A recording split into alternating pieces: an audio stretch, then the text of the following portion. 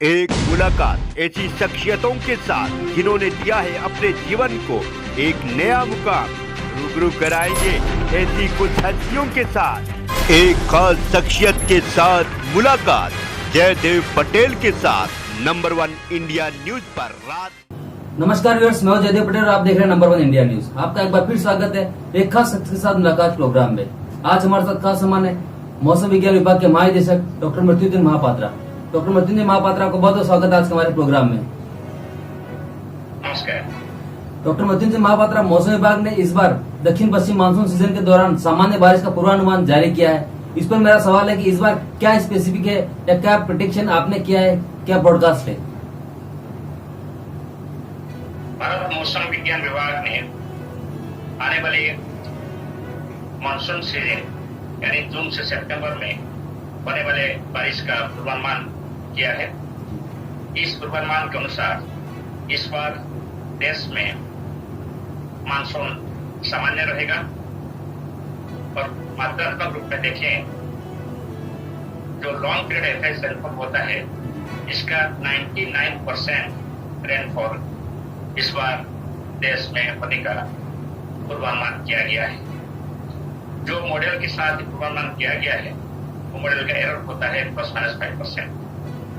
और जो long period average rainfall है देश का मानसून सीजन पे वो है लगभग 87 सेंटीमीटर, यानी 87 सेंटीमीटर की 99% रेनफॉल होने का पूर्वानुमान किया गया with A model error of ±5%। ये तो देश भर में टोटल रेनफॉल एवरेज रेनफॉल कितना होगा इसका अनुमान है। इसके साथ साथ देश में रेनफॉल का डिस्ट्रीब्यूशन कैसे रहेगा, कौन से इलाके में एबव नॉर्मल रेनफॉल, कहाँ बिलो नॉर्मल रेनफॉल, कहाँ नॉर्मल रेनफॉल होगा, इसका भी जानकारी दिया गया है। इस जानकारी के अनुसार रेनफॉल का डिस्ट्रीब्यूशन लगभग यूनिफॉर्म होने का उम्मीद किया जा रहा है, except north eastern states, southern parts of Tamil Nadu and Kerala, और नॉर्थ वेस्ट इंडिया के कुछ हिस्से जैसे जम्मू कश्मीर, लद्दाख, हरियाणा, मध्य प्रदेश और नॉर्थ राजस्थान का कुछ हिस्सा, पंजाब का कुछ हिस्सा, जहां बिलो नॉर्मल रेनफॉल होने का प्रोबेबिलिटी ज्यादा है। इसके अलावा मेजॉरिटी पार्ट ऑफ कंट्री में नॉर्मल नहीं तो एबव नॉर्मल रेनफॉल होने का पूर्वानुमान है। डॉक्टर मृत्युंजय महापात्रा, आपने नॉर्मल की परिभाषा को भी इस बार थोड़ा सा विस्तार दिया है, इस बारे में कुछ बताइए थोड़ा। जी, देश में रेनफॉल का एनालिसिस करने के लिए और लोगों को रेनफॉल का स्टेटस बताने के लिए जो रेनफॉल रिकॉर्ड किया जाता है देश में, इसको एक स्टैंडर्ड के साथ कंपेयर किया जाता है। वो स्टैंडर्ड होता है कि पिछले सालों में रिकॉर्ड किया गया था रेनफॉल के आधार पर एक लॉन्ग पीरियड एवरेज, और जो पीरियड इसके लिए हम यूज करते हैं वो होता है 50 साल के। हर 50 साल का पीरियड का आधार करके हर 10 साल में हम ये लॉन्ग पीरियड एवरेज को अपडेट करते हैं। लास्ट ईयर तक जो लॉन्ग पीरियड एवरेज हम लोग यूज कर रहे थे वो 1961 से 2010 तक जितना रेनफॉल डाटा हमारे पास था इसके ऊपर आधारित था। और अभी इस साल मानसून सीजन में जो रेनफॉल एवरेज या लॉन्ग पीरियड एवरेज यूज होगा वो 1971 से शुरू करके 2020 तक जो रेनफॉल डाटा कलेक्ट किया गया इसका एनालिसिस ऊपर आधारित है।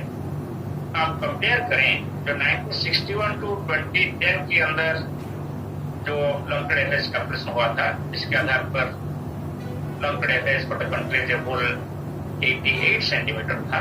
अभी 1971 से 2020 तक जो रेनफॉल डाटा है इसके ऊपर जो लॉन्ग पीरियड एवरेज डेवलप किया गया इसके हिसाब से रेनफॉल एवरेज 87 सेंटीमीटर है, यानी यहाँ स्लाइट डिक्रीज रेनफॉल दिखाई दे रहा है 1971 to 2020 as compare to 1961 to 2010। अगर मैं ये बोलना चाहता हूँ कि जो ऑल इंडिया रेनफॉल है ऑन डिकेडल स्केल एक इपोकल बिहेवियर दिखाता है। इपोकल बिहेवियर का मतलब होता है कि कुछ डिकेड के लिए ये एबव नॉर्मल रहता है और कुछ डिकेड के लिए ये बिलो नॉर्मल रहता है, यानी ड्राई इपोक होता है और वेट इपोक होता है। अभी 1971 ऑनवर्ड्स जो डिकेड्स चल रहा था उसमें ये ड्राई इपोक चल रहा है कंट्री में। मगर ड्राई इपोक का जो सबसे लोएस्ट डिकेड था वो ऑलरेडी हो चुका है। अभी 2011 टू 2020 जो डिकेड कंप्लीट हुआ, इसमें हम एवरेज रेनफॉल कैलकुलेट करें तो देखते हैं कि actual rainfall long term mean से लगभग 3.8% नीचे रहा। मगर जो प्रीवियस डिकेड था, इस प्रीवियस डिकेड से कंपेयर करें तो ये जो गिरावट कम हुआ है। फिर जो डिकेड चल रहा है 2021 टू 2030, इसमें हमारा ये पूर्वानुमान है कि इस डिकेड में ये जो डेफिशिएंट 3.8% था लास्ट डिकेड में, ये और डेफिशिएंसी कम हो जाएगा, यानी नियर नॉर्मल हो जाएगा 21 टू 30 में। और 2031 से 2040 में वो डिकेड में ये फिर वेट इको की तरफ जाएगा, यानी रेनफॉल बढ़ेगा। सो जब हम जो लॉन्ग टर्म एवरेज को इंटरप्रेट करें, इसको हम ध्यान में रखना चाहिए कि ये सिर्फ स्लाइड चेंज है और इसका वजह यही है कि ड्राई इको के अंदर चल रहा है। सो हम यही बताना चाहते हैं कि ये जो स्लाइड डिक्रीज हुआ रेनफॉल लास्ट डिकेड में, इसको लेकर हम ज्यादा परेशान नहीं हों। जी डॉक्टर मृत्युंजय महापात्र, आपसे मेरा क्लोजिंग क्वेश्चन है कि क्लाइमेट चेंज को वजह से आप किस वजह से आप देखते हैं कि उसका असर दक्षिण पश्चिम मानसून सीजन में भी दिखेगा इस बार? जी, क्लाइमेट चेंज का इम्पैक्ट मानसून के ऊपर एनालिसिस किया गया है और इससे पता चलता है कि मानसून सीजन के अंदर जो बारिश होता है इसमें कुछ परिवर्तन आए हैं। जैसे कि जितना दिन हेवी रेनफॉल होता है वो फ्रीक्वेंसी में और इंटेंसिटी में बढ़ोतरी दिखाई दे रहा है। ट्रेंड है कि frequency of heavy rainfall, intensity of heavy rainfall increase हो रहा है। At the same time light rainfall, moderate rainfall days decrease हो रहा है।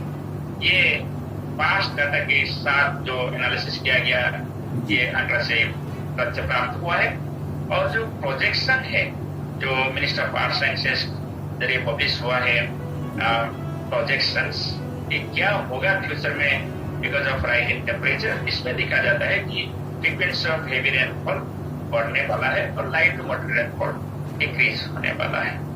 इसका इम्पैक्ट ये होगा कि जैसे ऑलरेडी मानसून सीजन में तो हम लोगों को फ्लड्स होता है, क्लाउडबर्स्ट होता है, लैंडस्लाइड्स होता है, अर्बन फ्लड्स होता है, सो फ्लैश फ्लड्स होता है। सो ये जो frequency of such cloudburst, flash floods शायद ज्यादा पोटेंशियल पर पे देखने को मिल सकता है over the periods in future. मगर इसको देखते हुए भारत मौसम विज्ञान विभाग में बहुत सारे नए कदम उठाए हैं। जैसे कि हम कैसे हेवी रेनफॉल इवेंट को अच्छे से अच्छे डिटेक्ट करें रियल टाइम पर, इसलिए हम रियल टाइम पर इंफॉर्मेशन देते रहते हैं और देते रहेंगे कि कहाँ कितना रेनफॉल हो रहा है और कितना रेनफॉल होने वाला है, लॉन्ग कास्टिंग में, शॉर्ट टू मीडियम रेंज में और एक्सटेंडेड रेंज में। तो इसके साथ साथ जैसे फास्ट फ्लड को टैकल करने के लिए हम एक fast flood guidance system introduce किए हैं। इसमें पहले जो 4 किलोमीटर एरिया का जो वाटर सेट्स होता है, इसके लिए कितना फ्लड डेप्थ होगा, क्या फ्लड रिस्क है, जब हेवी रेनफॉल फोरकास्ट होता है, इसका पूर्वानुमान हम दे रहे हैं अगले 12 घंटे के लिए, अगले 24 घंटे के लिए, अगले 6 घंटे के लिए। और इसके साथ साथ ये जो वाटर सेट 4 किलोमीटर रखते थे, अभी हम फिर प्लानिंग कर रहे हैं इसको 1 kilometre high resolution water set लगाते हैं, कैसे इसका पूर्वानुमान दे। और फिर क्लाउडबर्स्ट जैसे छोटे छोटे जो सीवियर हेवी रेनफॉल इवेंट्स होते हैं, इसको डिटेक्ट करने के लिए हम रेडार्स लगा रहे हैं सभी जगह पे। स्पेशली क्लाउडबर्स्ट हिली एरिया में होता है, special north west hill area और नॉर्थ ईस्ट हिल एरिया और वेस्ट घाट्स, वेस्टर्न घाट्स, इस सभी जगह में हम रडार लगाने के लिए कोशिश कर रहे हैं। ऑलरेडी हमारा रडार अभी बढ़ के 33 हो गया है और अगर रडार अगले 5 साल लगाएंगे और टोटल नंबर 65 तक हम जाएंगे। इसके अलावा जो हमारा न्यूमेरिकल वेदर प्रेडिक्शन मॉडल है, जिसकी वजह से पूर्वानुमान किया जाता है, इसका भी रिजोल्यूशन हम बढ़ा रहे हैं। अभी रिजोल्यूशन हमारा 12 किलोमीटर है और 3 किलोमीटर है। अभी इसको बढ़ा के 5 किलोमीटर और 1 किलोमीटर करने का ग्लोबल मॉडल और रीजनल मॉडल में रिस्पेक्टिवली हमारा इसलिए प्रयास जारी है। ये सब करने के लिए जो हाई परफॉर्मेंस कंप्यूटिंग सिस्टम चाहिए, हमारे पास अभी 10 पेटाफ्लॉप ऑफ मशीन है और इसका भी क्षमता बढ़ाने के लिए मिनिस्टर ऑफ आर्ट साइंसेस के जरिए प्रयास जारी है। और फिर जब फोरकास्ट बन जाता है, ये फोरकास्ट को लोगों के पास ऐसे फॉर्म में लाया जाए जैसे लोग इसको अमल करें और स्टेप्स लें। माने अर्ली वार्निंग के साथ साथ अर्ली एक्शन भी होना चाहिए लोगों से और डिजास्टर मैनेजमेंट से। इसलिए हम क्या कर रहे हैं, न सिंपल फोरकास्ट नहीं देकर मानसून सीजन में हम हेवी रेनफॉल को इम्पैक्ट बेस्ड फोरकास्ट जैसे जारी कर रहे हैं। लास्ट ईयर हम सभी डिस्ट्रिक्ट्स के सभी कैपिटल सिटीज के दिए थे और इसको डायनामिक करके सोशियो इकोनॉमिक एट्रीब्यूट्स के साथ देने के लिए कोशिश करेंगे। फिर लोगों पास पहुंचने के लिए अभी गवर्नमेंट ऑफ इंडिया ने कॉमन अलर्ट प्रोटोकॉल जारी किया है और कॉमन अलर्ट प्रोटोकॉल के जरिए इंडिया मेट्रोलॉजी डिपार्टमेंट और अदर रेवेन्यू एजेंसीज भी लोकल लैंग्वेज में स्टेट गवर्नमेंट के जरिए ये सभी पूर्वानुमान को, सतर्क सूचना को लोगों के पास पहुंचाएंगे। आपको जैसे पता होगा कि बहुत सारे civil weather small scale event होते हैं, जैसे बिना गंदा जैसे लाइटिंग हो गया, फ्लड हो गया। इसके लिए हमको मोबाइल ऐप के जरिए लोगों के पास डायरेक्ट पहुंचना चाहिए। हमारे पास मौसम मोबाइल ऐप है, मेघदूत मोबाइल ऐप है और फिर दामिनी मोबाइल ऐप है। वो सभी इंफॉर्मेशन को हम लेकर लोगों के पास पहुंचा रहे हैं, जैसे डायरेक्टली लोग अपना एरिया के लिए इंफॉर्मेशन उनको मिल सके और इसको प्रयोग कर सके।